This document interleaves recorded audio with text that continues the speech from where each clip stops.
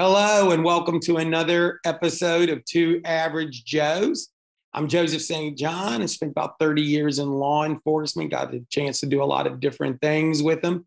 And here is my partner, Mr. Baker. Robert Baker. I'm a practicing trial and defense attorney in Southwest Michigan.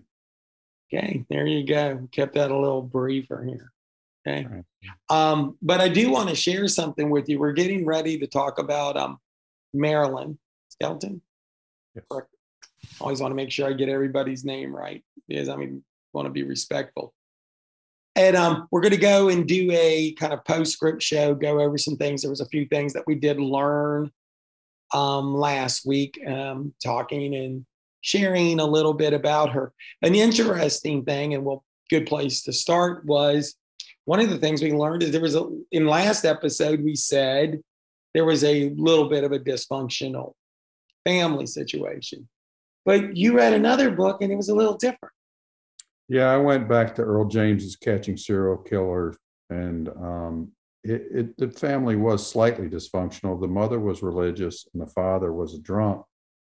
But in Earl James's book, it says that there was no beating going on. The father was not beating anybody. He may be drunk and a little bit abusive, but he was not beating them. And you can take that they moved from Flint to Ann Arbor in an attempt to get Marilyn Skelton away from her friends that were drug dealers and such. Right.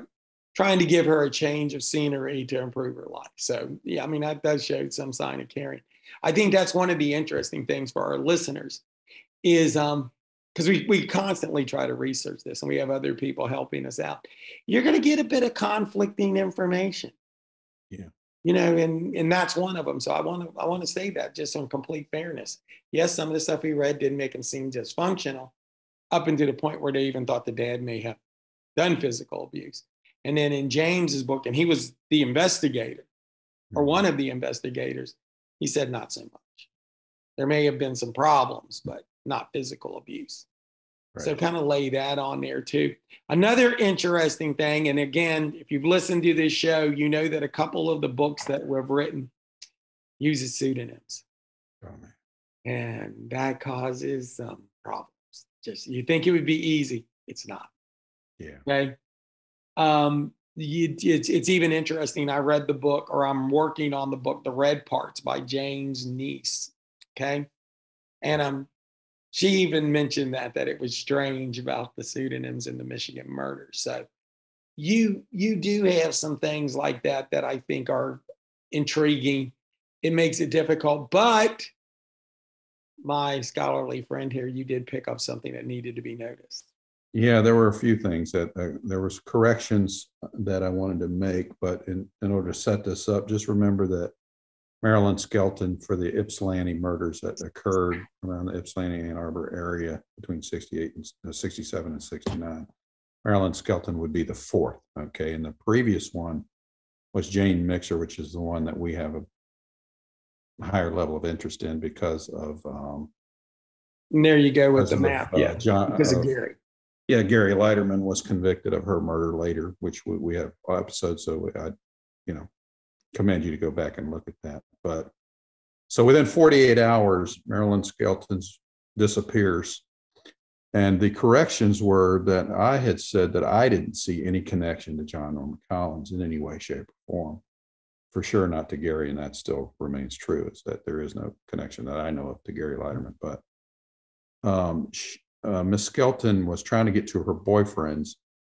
And in two of the other books, it says that she was last seen or heard from around 4:30 when she was dropped off at a Arborland shopping mall or something like that. That's not in Earl James's book. It says that she did make it to the EMU student union. Okay. And if you can remember from the second murder, which was Joan Shell, three guys, one of them being John Norman Collins, picked her up from in front of the student union. He worked at the student union prior to, I don't think he did at the time Marilyn Skelton was picked up, but he lived over on Emmett Street in a rooming house with Arnie Davis and John Emanuel and some other frat brother named David Johnson, who we beaten the death out of in the Mixer murder. So there is ties to John Norman Collins. Also in the Catching Serial Killers book, it lists out that the murder of Miss Skelton is similar in a lot of ways to 3 or 4 other murders, few that haven't occurred yet and some that have occurred. So I just wanted to throw those corrections in there. Also, if you can see, Joan Shell on the left-hand side of that picture, she was found on Glacier Way, and just below that, Marilyn Skelton. I don't know if that's a rock throw, but it is pretty daggone close. It's close. There's no doubt about that. Yeah, and both of these are in Ann Arbor. So, as we had said before, we thought that the killer or killers were placing bodies around to jam up on jurisdictional and police forces, because their how they coordinated was not. Right. They didn't even set up a task force until the last murder, which was Karen Sue Bideman, which is just months away. But so I think too, you have to keep in mind that if for those that are, maybe this is your first time listening, or you're getting intrigued by this and trying to look a little bit more into it, you're going to start to see something here. Mixer is found on March 21st, and Skelton is found March 25th. Basom is going to be April 16th. And you're going to have one on June 9th with Calum. And then Brenneman is on July 25th. And in between all of this, Collins does go to California, and we know of one murder that he committed. Yeah. So you're starting to see an uptick, to put it mildly. Yeah. So you have that. So with Skelton, some interesting stuff is, and again, we're not acting like we're know-it-alls. We learned something in between episodes. But it has been more interesting, like there's not more pictures of Marilyn. Yeah. There's and the little bit that we have, we can start to go over here now and really talk about. And this website here from the Detroit Free Press, there will be down there. It'll be in the link. So again, this is where they found her, near Glacier Way in Earhart. Okay. And there are some pictures of the contents of her purse. So I always find that to be very, very interesting when you have that. It humanizes the victim, which I think if there's ever been any criticism about the true crime genre, is that I fear that sometimes the victim is just blown over. And that is never good. Yeah, that was a similarity too. Thanks for mentioning the purse, because her leather purse and the contents were missing they were taken from her. They were found sometime later in the Huron River. That's what you're seeing there. And that was what, if you recall from the previous murders, and you'll see it in the others, John Norman Collins or whoever was doing this was taking trophies from each victim. And, that's a photo album right there that you're seeing. Right. And messages that some friends had written. Yeah, so that's another similarity. The other thing that I wanted to point out before we're getting close to wrapping up, because we didn't have a whole lot more on this, was that Miss Skelton had a high IQ, though she was a drug person, selling drugs, using drugs. But she had 123 IQ. And even though she had missed 28 days in high school, she was still in high school. She had a 3.0 average, and that was with 3 4.0s and an F. So even doing drugs and being wild, she was still doing really well in school. Yeah. And I think that everybody in what we have, and I do think this is good to point out, that everybody that we did have, really, that we read about. And this is what I fear sometimes, because you have to deal with the fact that she was in the drug culture. Yes. Okay. For us to pretend that she wasn't is just don't do the podcast if that's what you're going to do. Okay. Yeah. The fact that there was some dysfunction, kind of dysfunction in her family. You know, some say yes, some say not so much, but you got to address it. But it never gets to the point of victim blaming. But you have to address it or just don't do the podcast. Mm-hmm. I think that you had a lot of people, including the people she was informing for the police department, who thought she was a quality person. Mm-hmm. For all of her problems, for all of her concerns, that she was a quality person. Mm-hmm. And that is something that if it's easy sometimes with victims to either polish over them and act like they never did anything wrong. And you see that even in today's world, you know, an athlete or somebody dies and everybody, you know, they just want to talk great things about them, though there was other problems. But you can't be that guy that jumps on it, right? You know, and blames the victim, because that just comes across so bad. So you are trying to watch that. But I do think when you see a lot on her, and there's not as much as I would like, okay, that she was, for many, many people, they thought she was a very good person. And, you know, there is that human quality of it that you want to have. Yeah. So I think one of the things is, and I think this is where the tie-in comes in, and I think not trying to disregard Marilyn, okay, and not trying to blow past her. It is just weird that, in my personal opinion, that was the most brutal of all of these. Yeah. Okay. But this is where I want our listeners to understand. You have Mixer, who, and you know more about this than I do, Robert. Mm-hmm. You have Mixer, who does have some really differences in the way she was handled during the assault and the aftermath. And that's why a lot of people, you know, from the beginning even were maybe this one's a little different. But 4 days later, when they find the next victim, she is completely brutalized. And something is now triggered off, because you're going to start seeing that the intensity and the quickness of these assaults going on, and the brazenness of Collins is just off the hook.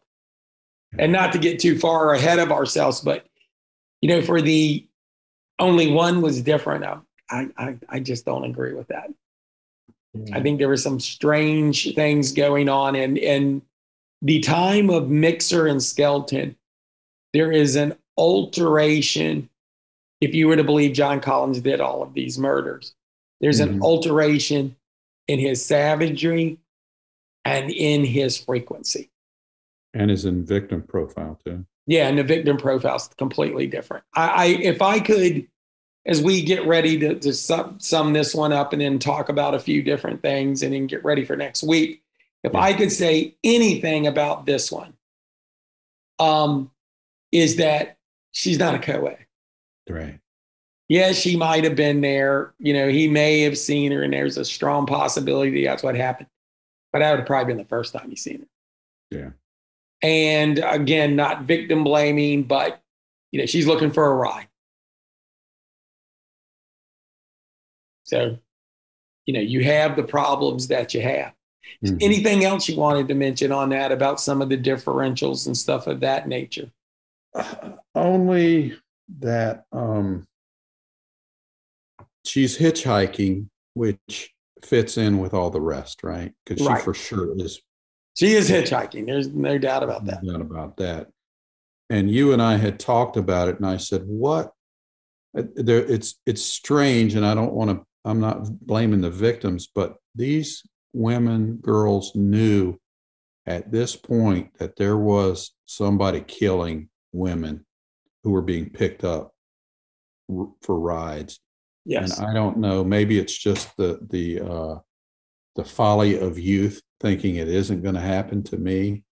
And when we get to Karen Sue Bynum, and she says, "I'm doing two things that I've never done before," right? And one's get on the back of a motorcycle. Second is take a date with a guy she doesn't know. Mhm. And I believe the Whig people said, don't do it. No, they were actually telling her. Whig people told me not to tell her.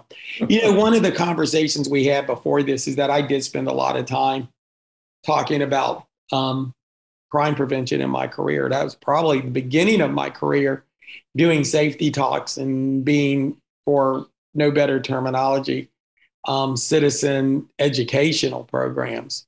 And that was probably the very beginning of my career, my first place where I really was able to grab some traction in my career.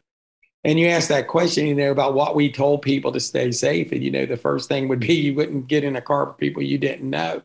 Yeah. And the second thing is, you know, it took me a while to be brazen enough to say this because there is situations where you can't answer everything all the time.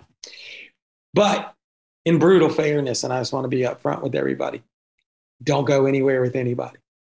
It's like I told you before, if, you know, you're in that situation, you need to make everything happen right then, right there, right now. Yeah. As I told you, if fate brings us together, whatever happens is going to happen right here, right now. You're not taking me anywhere. Yeah. You know, and yeah, could somebody get the drop on you and, you know, all that go out the window? Yeah. I believe that's one of the things he did was get the drop on.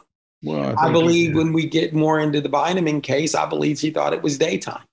Yeah. And he was hiding nowhere. He was brazenly out there. Yeah. So, you know, just not getting into cars, you know, to the best of your ability, whatever happens, happens right there. And you have to make the choice of how much you're willing to fight and how much you're willing to give up to live. And I can't make that decision for you, but I can tell you this, that do not put yourself in positions where you are vulnerable. Yeah. You know, one of the weird things, and we found this especially in the early days of adult education with citizens, was like, if you said that, sometimes they'd feel like, well, you know, you're sounding like you're blaming people. And I'm like, I'm not blaming anybody. And as a matter of fact, I'm not blaming a soul.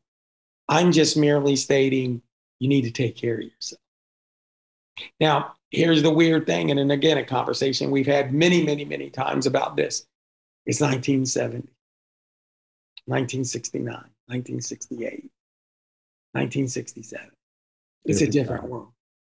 Different time. It's a completely 100% different world. Right. You know, though I am also in agreement with you that after it's all over the papers. This is a big news story. Yeah.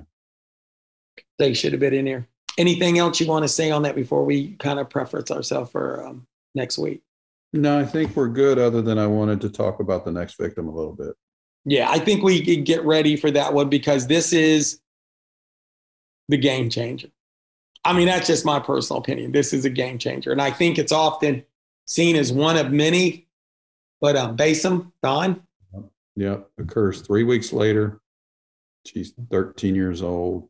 And we've said it a few times. If there's anyone that's a whole lot different than the rest of them, it's Dawn Bassem, because she was 150 yards from her house. Yeah, and she could see her house. And she wasn't looking for a ride. And she wasn't looking for a ride. She was not looking for a ride. And I'll also go another step forward in going, if the community was shocked with the other murders, and I know they were, when you got a 13-year-old, that had to have just sent shockwaves. Yeah. She's 13. She's not a co-ed. Yeah. As a matter of fact, and, you know, just going to be upfront, you know, full disclosure here, the picture I seen of her, she looks like a little kid. Yeah. I haven't seen any picture of her that would look like he could have mistaken her for being old. Yeah, me either. So you're in a different game. And remember, this is 3 killings in less than 30 days. Yes. But this one is going to be for our listeners and people who are watching us. This is in my opinion, this is a game changer. This would have definitely, it's completely, even though the brutality afterwards, I can see where they thought, okay, it's the same guy. They don't misunderstand me. Yeah. But the rest of it is completely different. You know, she's 150 yards from her house. She's not looking for a ride. Matter of fact, she's kind of walking on some railroad tracks, and we'll get into more pictures of that and stuff like that. Yeah. and to tee it up, we have always pondered that there may be two or more bad actors, and this one kind of plays into that, at least a couple of elements of it. Anyway. Yeah, I think even in the James book, I think he alluded to that there was possibility. So yeah. And by the way, there's a guy out there, and again, we'll go into full detail, but this is kind of getting you ready for next week. There's a guy out there that watches the trains. Yeah. So it's not completely isolated. Mm-mm. Yeah, he's out there watching trains, and he's well known enough that they're waving to each other. Him and back in the day when people were on trains, yeah, they waved, and they were. It's secluded, and we show you the pictures. It's not as secluded as you think, and it's a shortcut.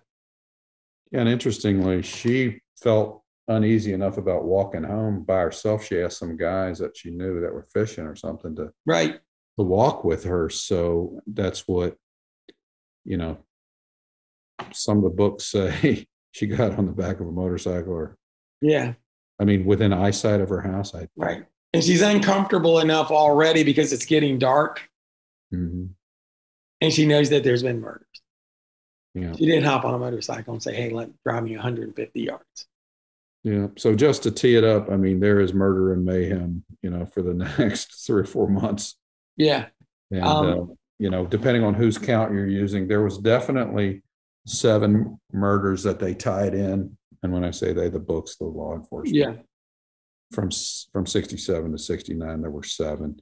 2 others, we tied in the one, was it last from Iowa State? 2 episode, from the Iowa State. And then which John Emanuel and John Herman Collins are going to take a camper and go to California and kill at least one more girl. They think 2 potentially, and maybe on the way there and on the way back. Yeah. So that's another interesting thing, because that fella his Manuel's never charged. No, he's dead now. Is Manuel dead now? Never charged. So, there's some really weird unanswered questions about that one too.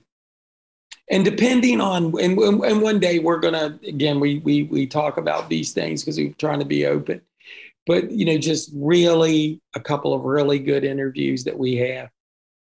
The people that were working this case, that knew this case, knew they were working. Yeah.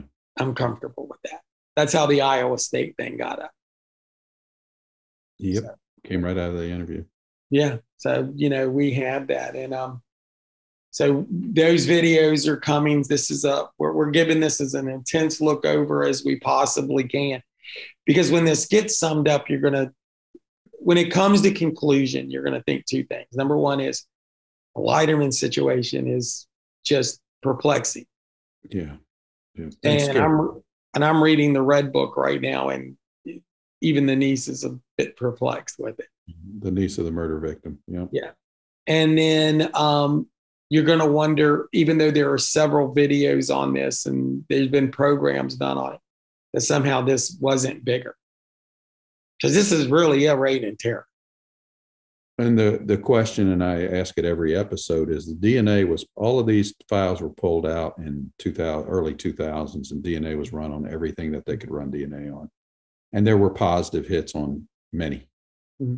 But nobody can tell you which one they are. Nobody can tell you which one. Nobody fesses up. They do kind of allude to it in, I think we put that on our last episode, the one with Schroeder and his partner. I don't think we put that one in there. I'll try to find it. Yeah. So there's, and then Harvey, Sheriff Harvey, who's a character who we mentioned what a character he is. Okay. He said there were several, right? In a couple of interviews he had. Yeah. So, there's just some very interesting ways of looking at all of this. And I think it is even going to get more intense as we go and have this done. Yeah. So make sure you hit like, subscribe to us. We're trying to get our videos out, so do what you can do and help us out. Comments are greatly appreciated. So anything you can do to help the cause, we appreciate it. We do that. Okay. And until next time, see you. I'll have a good one.